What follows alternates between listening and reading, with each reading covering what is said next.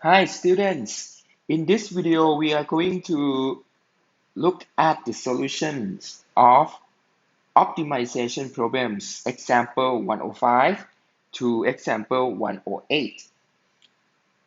Let's start from example 105. So we want you to find two positive numbers whose product is equal to 100 and whose sum is a minimum. So we're gonna define two number first, so we're gonna let x and y be two positive numbers.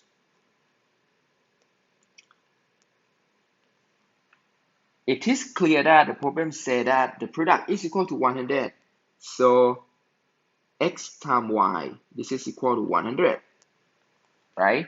And then we want to maximize, we want to minimize, so we want to minimize the sum, which is x plus y. So we're gonna name x plus y f, just make the world easier. So we're gonna name it f, and then you can see that now my function f, this is a function of two variables x and y. So I need to convert to a function of a single variable. So I'm gonna say that this is x plus 100 over x. So you can see that the condition that we have is x, y equal to 100. So I can switch y to 100 over x. Sounds good? So I have now a function of a single variable, fx equal to x plus 100 over x. So now I'm ready to differentiate and find the critical number. So we're gonna differentiate that function. So f prime x, so I differentiate x, I get 1. I differentiate 100 over x, so I can pull out number 100. So I differentiate 1 over x, so I get negative 1 over x squared. Alright, which means I have 1 minus 100 over x squared. So you can see that the function f prime x, this is equal to 0 when 100 over x squared equal to 1. And that means x equal to plus or minus 10. However, because we know that x is positive, this is by the condition in the problem that we need positive numbers. So that means x must be 10. So we have x equal to 10 now. This is our critical number. So this is actually our answer. However, we need to make sure that this is the number that give you the minimum point. So we're gonna take the second derivative. So actually you have two ways to do it. You can look at the sign of the f prime, that the first one, or you can take the second derivative and use the second derivative test. So for this question, we're gonna do the second derivative test. So we're gonna differentiate one more time. And then if I differentiate 1 minus 100 over x squared, I differentiate 1, I get 0. I differentiate negative 100, so I pull out. I differentiate 1 over x squared, so here I get negative 2 over x cubed. And then after that, I can simplify it, so I get 200 over x cubed. Well, this is my second derivative. And then I'm going to plug in the second derivative at x equal to 10. So what I get is 200 over 10 cubed. Well, this is positive.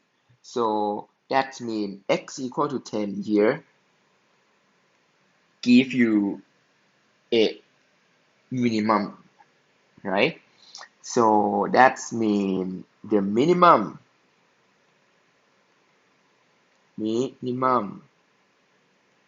is attained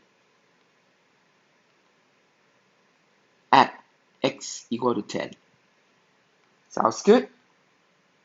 Alright, this is the conclusion from the second derivative test. So to sum up, you know that the answer is going to be x equal to 10. So then you can solve for y because you know that the product is 100. So the design solution is going to be x equal to 10, y equal to 10. This is going to be two positive numbers whose product is equal to 100 and the sum is going to be maximum. All right, that is example 105, easy one. All right, so let's look at number 106. So there are 50 apple trees in the farm. Each tree produces 800 apples. For each additional tree, the output per tree drops by 10 apples. Well, this is because, in the farm, if you plant apple more, so maybe the space between apples is going to be, decreased. That means you get less product. The question asks you how many trees should be added to the existing farm in order to maximize the total output of the tree. So, well, let's look at the problem carefully again. So imagine that if you have 50 uh, apple trees in the farm, so your output gonna be 800, right? If you have 51 apple trees in the farm, so your output gonna be less by 10. So that means you get 790. So if you have 52 apple trees, so that means you're gonna get 780. Well, if you keep going, if you have 50 plus x apple trees, well, your output gonna be 800 minus 10 times x. Is that right? Because your output keep decreasing as you increase one more apple tree. All right, so we're gonna uh, simplify this thing into a mathematical notation. So we're gonna let x to be let x be the additional trees we add. So that x is going to be the extra apple trees that we add into the existing farm. So we want to maximize the output. So let's look at the output of the function. So if I let fx to be the output of the function, so what is going to be my function f? So if you have 50 apple trees, so the output is 800 per trees. So that means the real output is going to be 50 times 800, right? If you have 51 apple tree, so the output gonna be 790 per trees. So that means the output gonna be 51 times 790 apples. That makes sense. So that means if you have 50 plus x apple trees, so the output, which means the number of apples that you're gonna have, it's going to be 50 plus x times 800 minus 10x, right? Because you're gonna get 800 minus 10x apples per tree. Now you can just use the calculus to solve this problem. So we're gonna have 50 plus x. So here we're gonna pull out number 10. So it's easy to multiply. So that means I have 10 times 80 minus x. Now I can multiply 50 plus x and 80 plus x. So I have 10 times 4,000 and then plus 30x and then minus x squared. All right, so now I can differentiate that function f, the output function. So I'm gonna get 10 times 0 plus 30 and then minus 2x. So actually the first derivative is going to be 10 times 30 minus 2x, Well, if you pull out number 2, so you're going to get 20 times 15 minus x. And then now you can see that f prime x equal to 0 when x equal to 15. So this is going to be my critical point, critical number.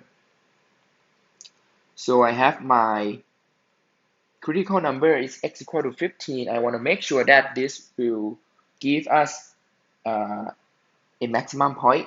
So I'm going to take the second derivative. So my function f, after I take second derivative, so I'm going to just look at 20 times 15 minus x. So I differentiate one more time. So I get 20 times negative 1, which is actually negative 20 less than 0. So f double prime x is negative. So that means at x equal to 15, we got a minimum point. So to sum up,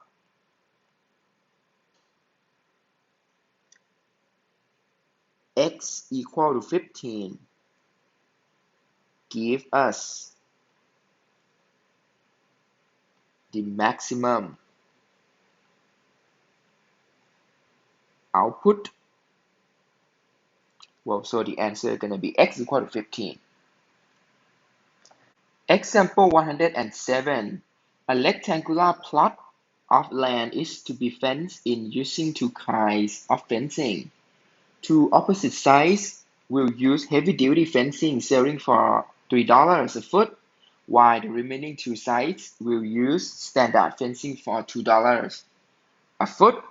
So actually from here you can draw the picture now that you want to fence some area, and you know that on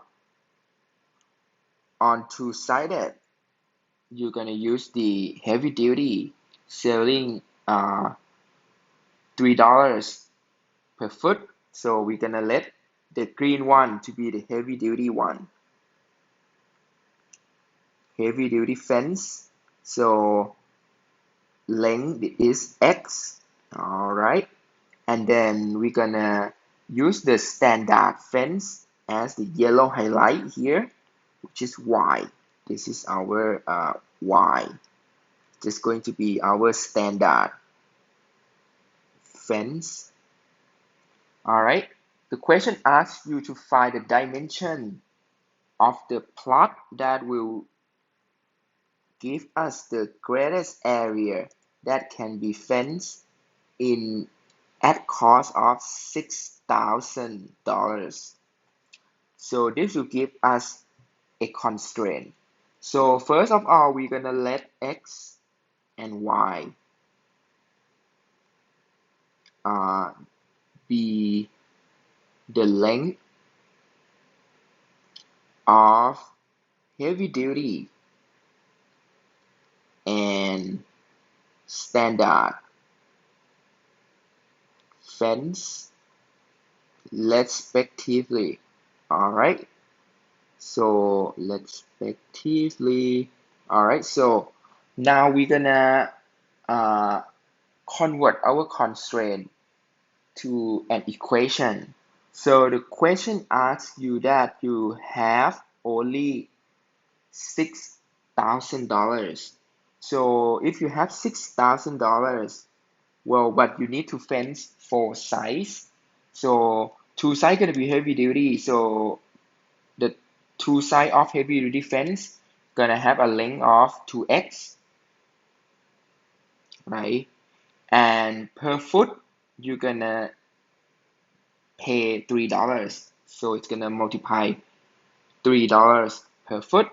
So and then plus for 2y, right? This is going to be the standard fence, which is going to be of length 2y in total, because you have two-sided of y. So we're gonna multiply 2y by $2. Well, actually your condition is going to be 6,000. This is equal to 6x plus 4y. All right, this is your condition. So now let's look at the thing that we want to maximize. So the thing that we want to maximize is we want to maximize the area, right? That I circle here. We want to maximize the area.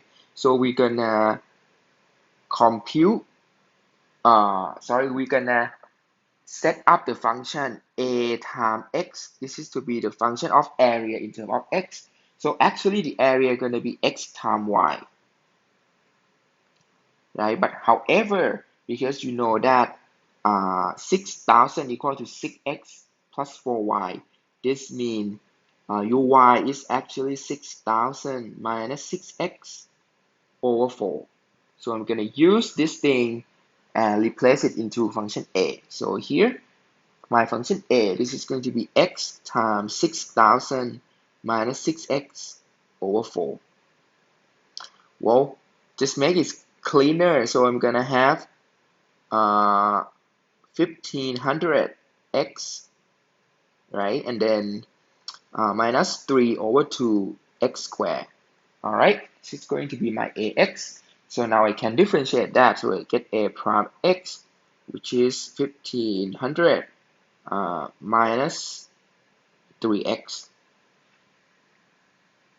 And it's look pretty clean now, so I can set it up equal to 0. So this is going to be 0 when x equal to 500.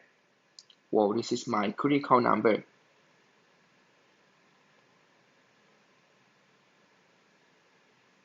All right, I have x equal to 500.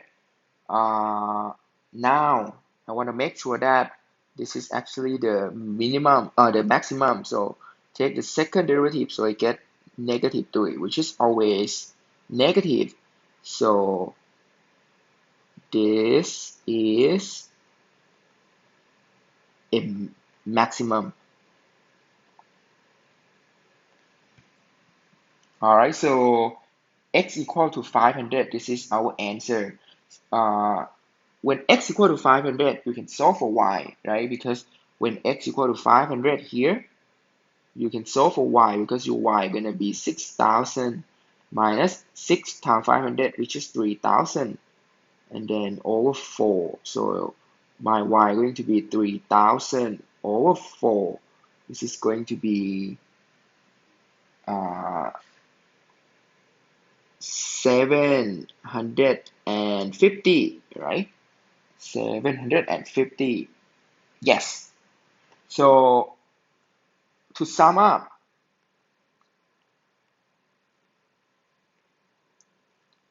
the dimension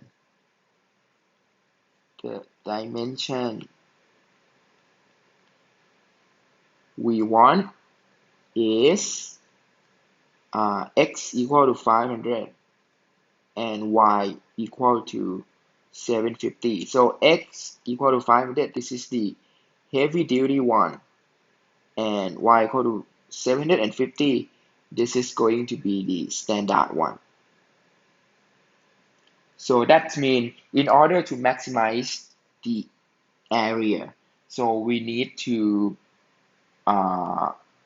use the dimension with x times y, which means the heavy duty of 500 feet and standard fence with 750 feet. Does it make sense? All right. Let's look at the last one, example 108. This is the last one for this video clip. So a container in the shape of cylinder with no top has surface area of 3 pi square feet. So we want to find the height and the base that maximize the volume of the cylinder. All right, so let's look at the volume first. Let's look at the cylinder first. So we have a cylinder here, and now with no top, so no top.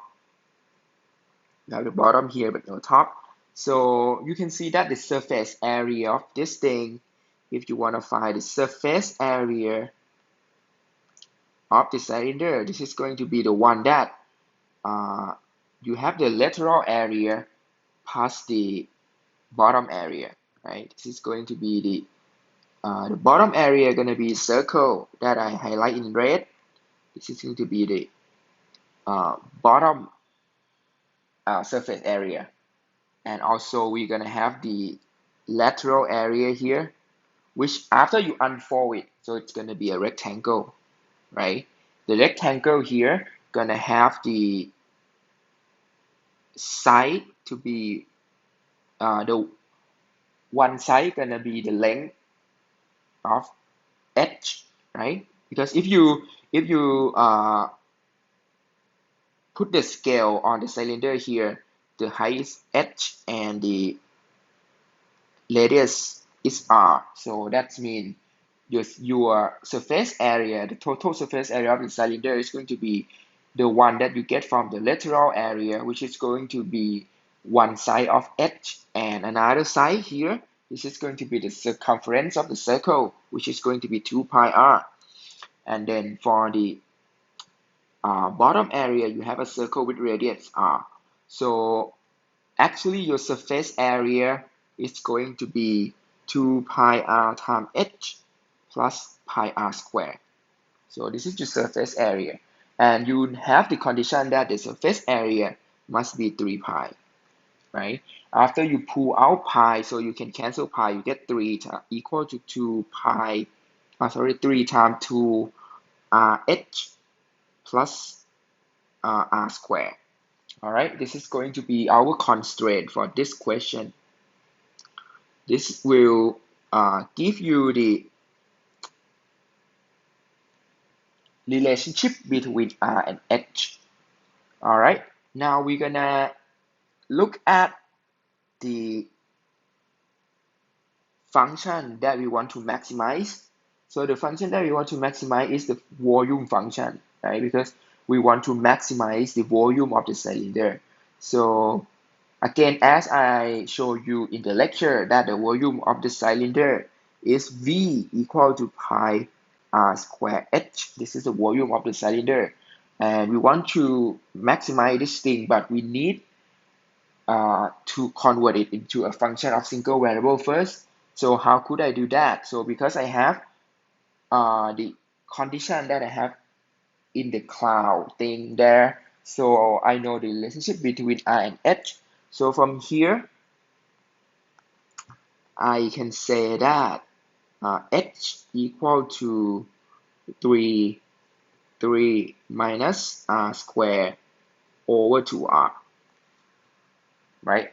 After I just manipulate that equation, so I'm gonna get that H. So now I can put it back into our volume function here, pi r squared times 3 minus r squared over 2r. And then now I can cancel 1r, so I get pi over 2 times r times 3 minus r squared. Well, actually, this is pi over 2 times 3r minus r cubed. All right, this is going to be my volume of the cylinder. And then now I can start differentiate that. So I differentiate my function v with respect to r. So I'm going to get pi over 2 times 3 minus 3r squared, right? After that, you can see that if I simplify that, it's going to be 3 pi over 2 times 1 minus r squared. So this is going to be 0 when r equal to plus or minus 1. Well, of course, r cannot be negative because this is the radius. So r must be positive because this is radius.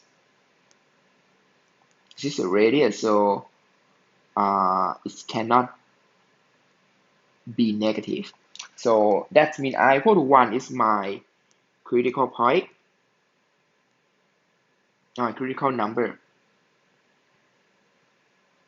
So I want to make sure that this will give us the maximum. So I'm gonna differentiate one more time with respect to r. So this is going to be 3 pi over 2 times negative 2r. Well, clearly this is negative. Well, you can try plugging in number 1 here. You can see 3 pi over 2 times negative 2 times 1. This is actually less than 0. So that means r equal to 1. corresponds to the maximum, right, by the second derivative test. Well, that means now you confirm that you have a maximum. So now you can solve for h when I equal to 1, so you can plug in back. So when I equal to 1, so you have h equal to 3 minus 1 square over 2 times 1, right? And this is going to be 2 over 2, which is 1 as well, right? Which is 1 as well. Now, so we make a conclusion. So the conclusion is the radius I equal to 1 and the height h equal to 1 correspond to the maximum volume of the cylinder. All right, does it make sense? Well, with the given condition that the surface area with no top is equal to 3 pi square feet, so the radius r equal to 1 foot and the height h equal to 1 foot, this is the answer that corresponds to the maximum volume of the cylinder. Sounds good? So we're gonna end the clip here and then I'll see you in the next video.